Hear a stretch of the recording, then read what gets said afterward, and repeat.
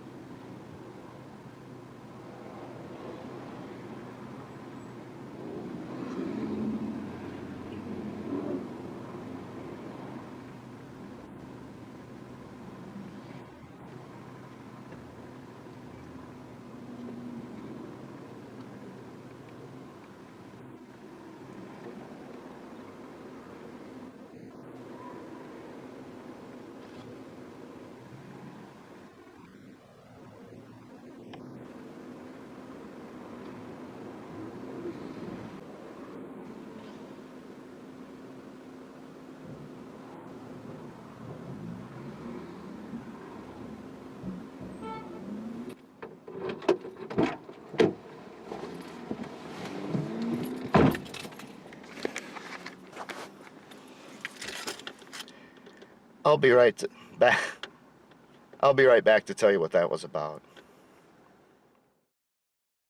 And I am back. I'm going to leave the door open if you don't mind. You might hear some birds in the background, but it's about 100 degrees in this car.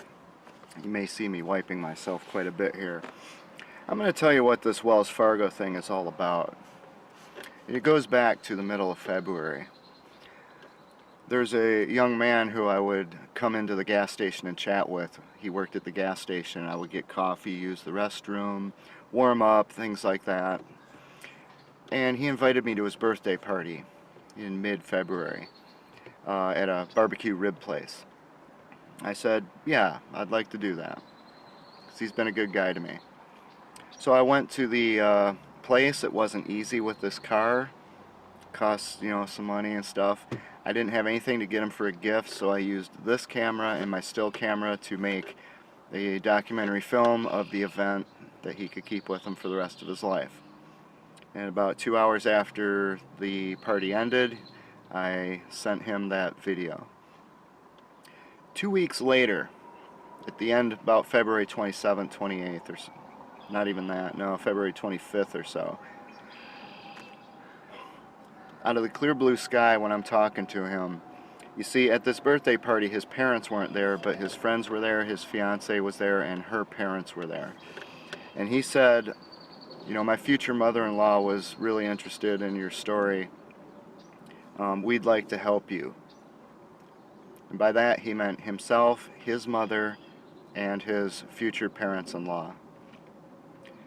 His father didn't want to help because, as he put it, quote, his father hates the homeless. And that's a direct quote. Hates the homeless. Watch my video, Astateophobia, to see what that's about. And you're about to see what it is about in the context of Wells Fargo. So out of the clear blue sky, when I was at the very end of my rope, my last video, I thought all my storage was gone, because I had no way to pay for it. He said, we're going to pay your storage, your car insurance. They were talking about getting me a car that's reliable and a room to stay in where I would have a permanent resident address. And from the previous video, you can see what happens when someone does that for me. It took me 10 days to get a professional job. And yes, I had to wait 3 weeks to start the job. That's the nature of professional jobs. But it took me 10 days. After 2 years, all I needed was a permanent resident address. He offered me all these wonderful things, and my spirits skyrocketed because I knew what I could do with it. But as so often happens in Minnesota, Minnesotans are not known for telling the truth. I've said all along that one reason I'm in this situation is because you can only make wise decisions to the extent that you have complete, sufficient, and accurate information to base those decisions on. And because Minnesotans lie, it's just what they do. They lie. They deceive. They're insincere. Because they do that, there's no way to make an informed decision on anything. So one of the things I did was I left the auto pay turned on for my California storage, because they were going to come through with the money. In fact, he repeatedly said, "Don't worry, we've got it covered. Don't even worry about it," because he could see how stressed I was. But instead what happened was, the first day he said, "Well, my mom forgot." And the second day he said, "Well, she had to work late or something." He had all these excuses, and then just nothing. He did absolutely nothing. Now, normally that wouldn't matter in any sense other than yet another letdown. See, I have a debit card, not a credit card. I don't use credit cards. I don't do debt. The debit card has money in it, and I spend it. If it doesn't have the money in it, there's nothing to spend. If you go to try to make a purchase, it rejects it. I've had that happen twice since I've been homeless with my storage here in Minnesota, where they go to charge it and the money isn't in there because Mr. H kept paying us late. What happened? It wouldn't let you take the charge. It would try to authorize it and say there isn't enough on the account, and nothing would happen. No harm, no foul. For some reason, in this case, Wells Fargo decided to go ahead and process the payment from the California storage, even though I did not have the money in my bank account, in my debit card. Now, that's not something I expect them to do. The reason I have a debit card is so that that can never, ever happen. I don't do debt. Debt is slavery, and I don't do it. All that stuff I lost, I worked to earn, and I paid for it with money, not with credit. So this guy didn't come through at all. No shame, no remorse. Just lied, flat out lied, to a homeless guy who had just made that video for him for his birthday. I didn't find out about this. I thought all my stuff was gone in storage. By all rights, it should have been. By everything I understand, the way my debit card and everything works, it should have been gone. About 5 days later, I looked at my bank account, and I was shocked to see that it had charged the California storage. Of course, I'd overdrafted $154, which is exactly what it was, because I had nothing in my bank account. And then Wells Fargo spun a bottle, and they shook some dice, and they looked at a magic 8-ball, and they flipped a coin, and they reached deep into the rear end of their buttocks, and they pulled out the number $30 for a fee. Just made it up off the top there. That sounded good. $30 overdraft fee for a charge that I frankly never expected to be on there. So $184 is what I owed. Now, because of that, I couldn't use my bank account anymore. I couldn't use my debit card anymore. So even if I did get some money somehow, I couldn't put it in my bank. It would just go toward that and be eaten up. Around that time, I was also doing that secret shopper thing. 4 days of work, got paid $100. The reason I had to wait 6 weeks to get that pay is because I couldn't put it in this Wells Fargo account because of that overdraft. So I earned it, and I had to wait 6 weeks before I got it. I didn't get that money until after this family had taken me into their home. That $100 I earned while I'm sitting here starving with no money for gas is just floating around in the ether because of this fiasco with Wells Fargo. So 5 days after that charge happened or so, I found out what had happened. And I went right down to Wells Fargo. Alright, with no money, any amount of gas that I use, my car's burning twice as much gas as it should, 7 miles per gallon because of the blown head gasket, the plugged up catalytic converters.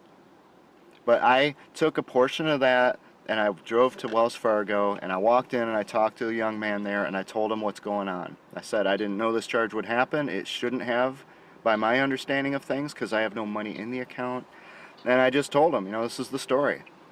Okay, not only do I have no money, but I have no income, and it is illegal for me to apply for a job in the state of Minnesota because these legislators don't care if the homeless live or die, and they won't change anything. And I said, I will keep you informed to the best of my ability. I have every intention of paying this thing. I don't know how it even got here, but frankly, it is, as far as I'm concerned at this point, it's their problem. I mean, they never should have charged a debit card that didn't have the money in there. I didn't have overdraft insurance or anything because I never overdraft when I'm in control of my own finances. But they just went ahead and did it, and then they reached into their pants and pulled out that $30 fee. Oh, I don't know how many more days later, maybe, might have been a month later, because nothing was changing. But I went down there again. I went to Wells Fargo once again, and I went in just to update them, to keep them informed. And you know what? That's something that a lot of these people out here do not do. But I did it. And when I did it, I went in and I talked to the manager. And I said, I'd prefer they didn't close my account. I've had this account since I opened it during the 2002 Olympics. I'd like to keep it. What they did instead was she gave me a phone number to call and said, here, these guys will help you out. So when I got back to the place where I'm staying, I couldn't call that day or the next day because I was so tied up with them. The day after that, I called, and guess who it was? It was Wells Fargo Collections.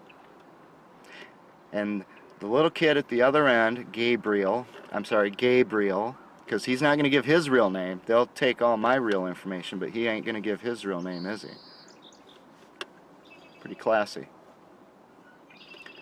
Gabriel, first thing out of his mouth,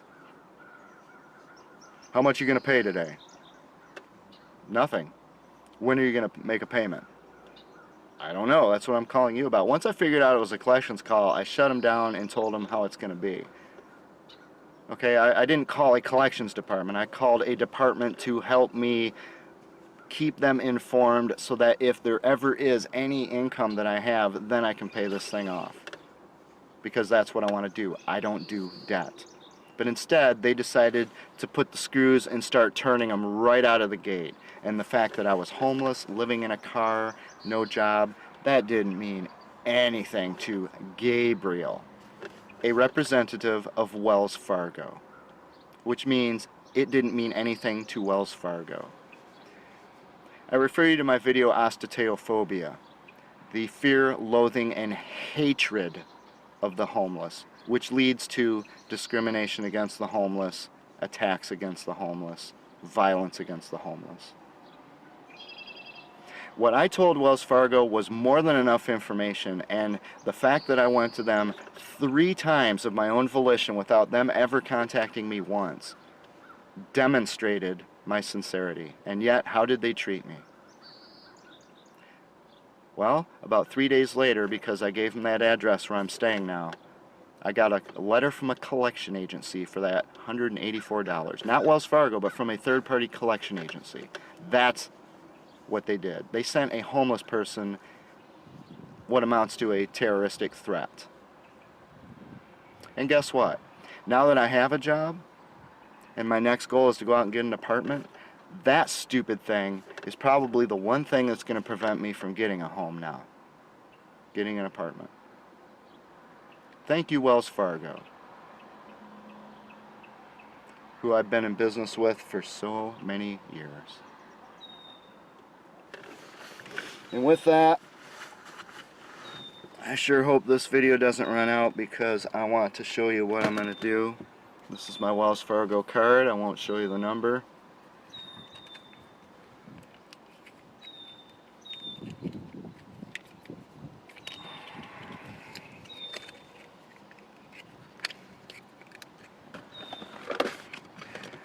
Wells Fargo, this is what I think of you and your business model and the way that you treat other human beings. The best sign of an individual's character is the way that they treat other people when they are at the lowest points in their life. And the same is true for an institution, because an institution is owned, operated, run, represented by individuals. And the individuals at Wells Fargo,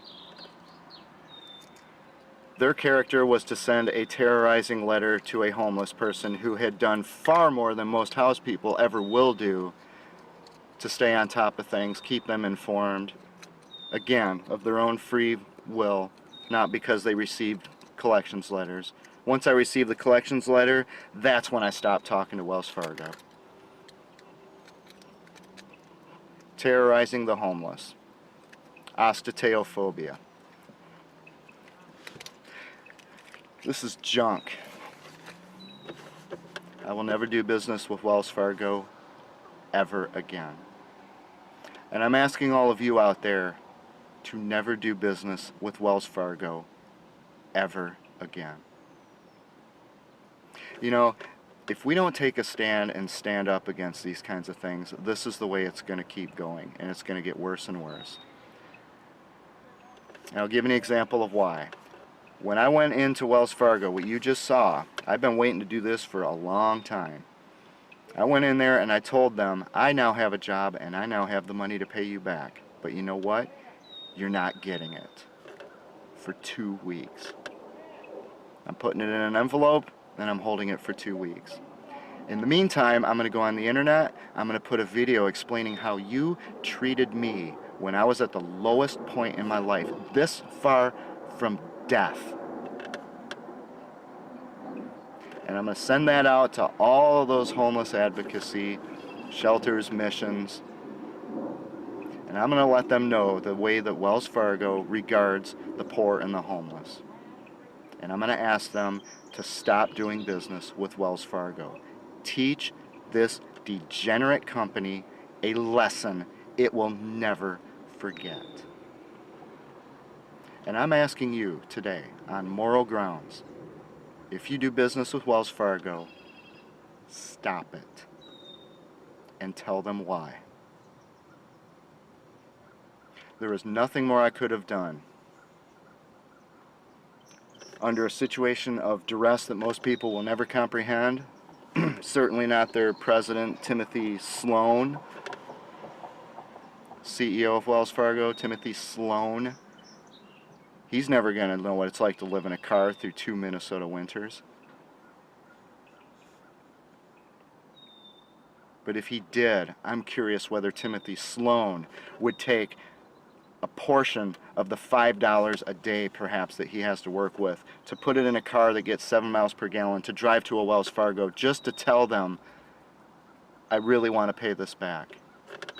Would he do that? Would he have the character to do that?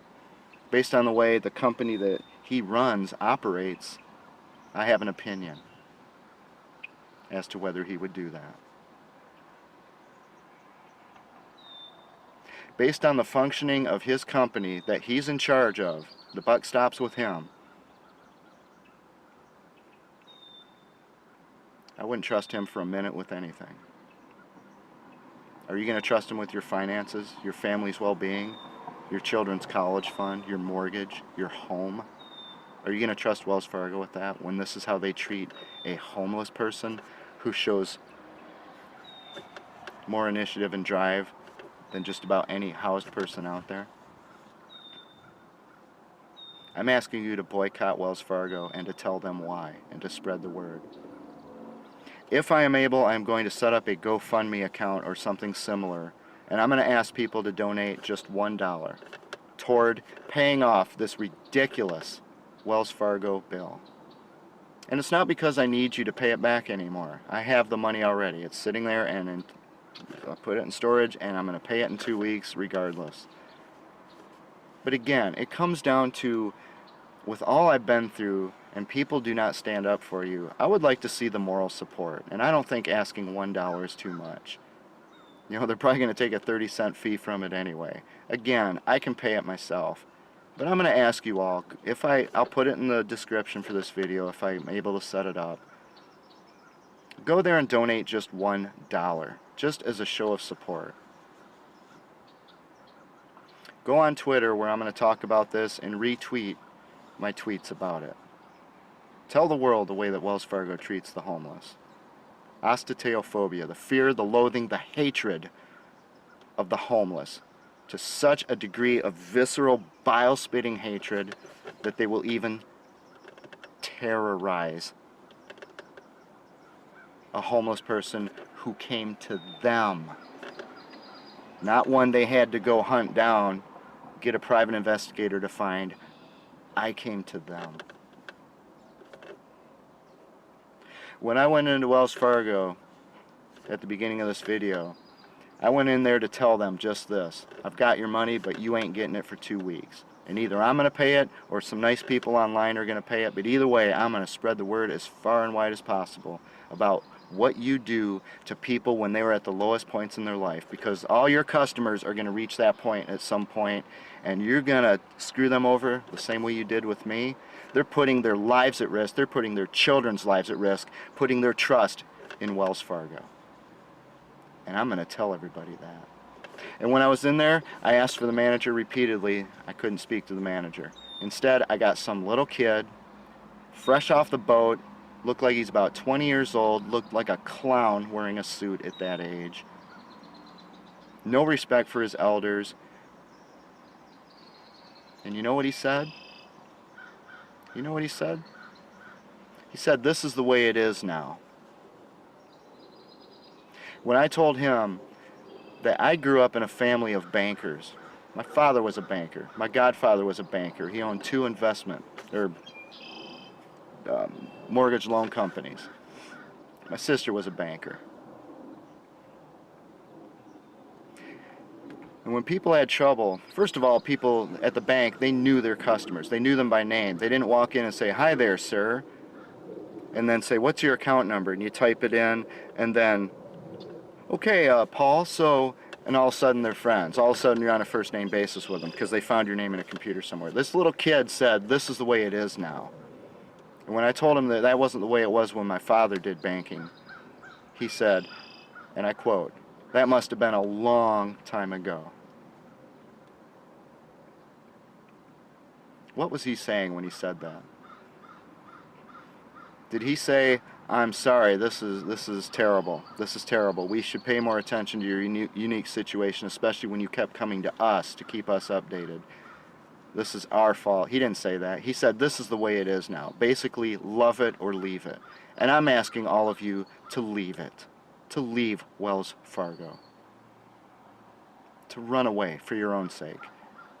Because what this means to me is $184. What it means to you could be the life of your child. It could be your home, your house.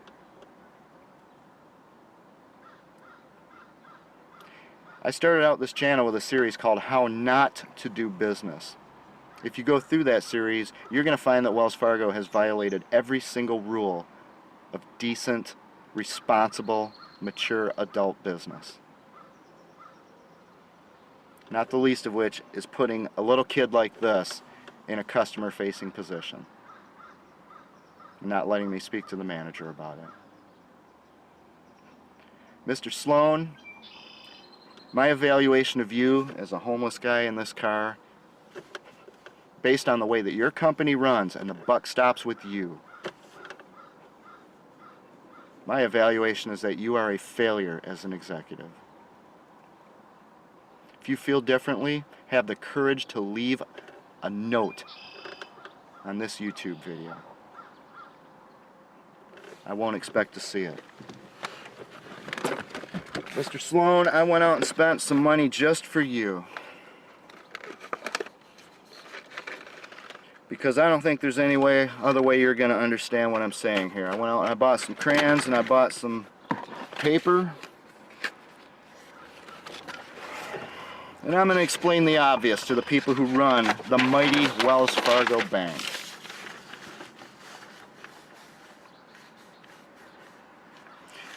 I'm no artist. Here's your bank. Here are your customers.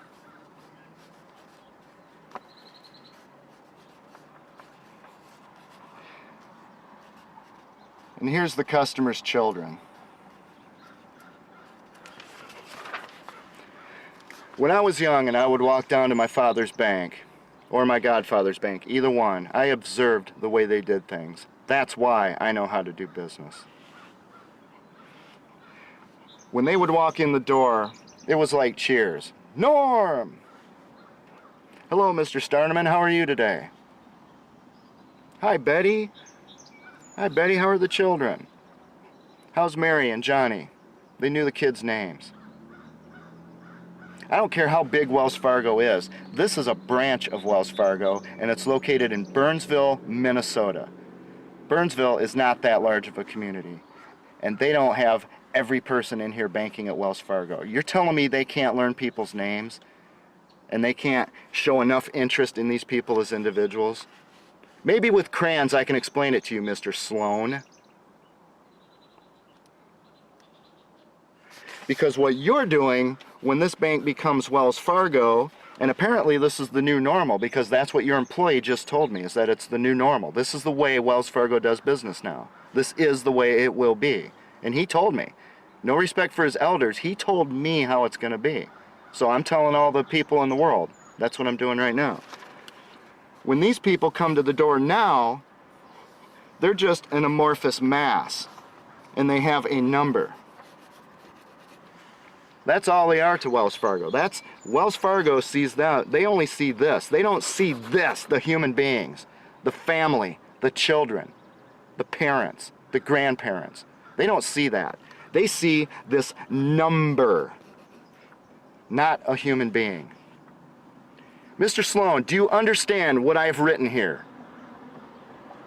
Because I'm having enough trouble speaking at a 5-year-old level, and I don't know if I can get it down to a level that you can understand as the CEO of a major United States bank.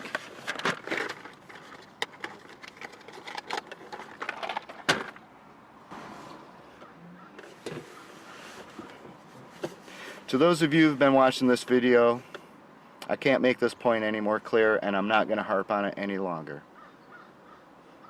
I have the money to pay these guys. I will pay them in 2 weeks on June 21st.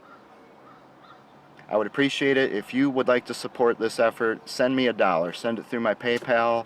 I'm going to do everything I can to get a GoFundMe or something set up, but I don't have a Facebook account, and I think you need that to do GoFundMe. Send me $1 to show your support. At least take this little bit of burden off me, this stupid, repugnant burden that Wells Fargo forced upon me for no good reason, out of the clear blue sky. Because you know what? To Wells Fargo, I need another crayon now. To Wells Fargo, if these people who live in a home and they have all this income coming in, if they're nothing more than a number, then what do you think this guy is who's sleeping on the street under a bridge or inside a car? What do you think he is? A floor mat? Expendable? Someone that Wells Fargo can just allow to die? Or in the case of what they did with me, terrorize the individual. The individual who is at the lowest point you can possibly get in a first world nation.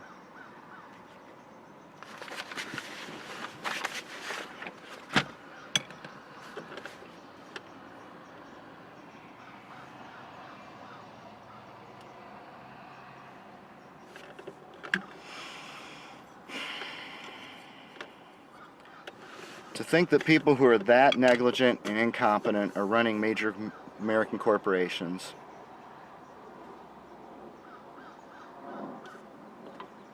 really makes me wonder about the future of this country.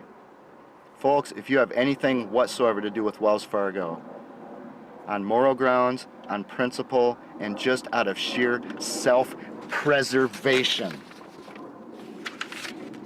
leave them, abandon them, pull your money out of there, never do business with Wells Fargo again. This is Astateophobia. The fear, loathing, and hatred of the homeless.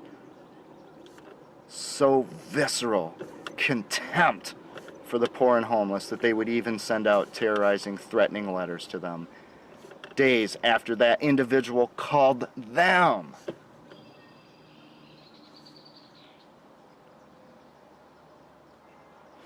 I would be most grateful. I've asked for help generally throughout this whole series, and I've received none. I've received an awful lot of emails and people showing their support. But in this case, I'm going to ask, please. And the irony is, this is the one time I don't even need it. I already earned the money. I already have the money for Wells Fargo, and they're getting it in 2 weeks one way or another. It's either going to have the serial numbers that's in that envelope or from whatever you send me. But on principle, to show that one of these corporations, like what Cub Foods did to me, if you look at the video, Cub Foods Astateophobia, to show some support that these corporations are out of control and that these people who run these corporations don't know what they're doing. They don't know how to build loyalty. Just total insincerity. They've got someone with a clipboard waiting at the door. Hi, welcome to Wells Fargo. They don't care. This proves that they don't care. They could care less if you live or die. So why are they standing there with a clipboard saying hi? Why? What's the point? Seems to me like maybe they're lying, like they're insincere, like that whole thing is just a fiasco.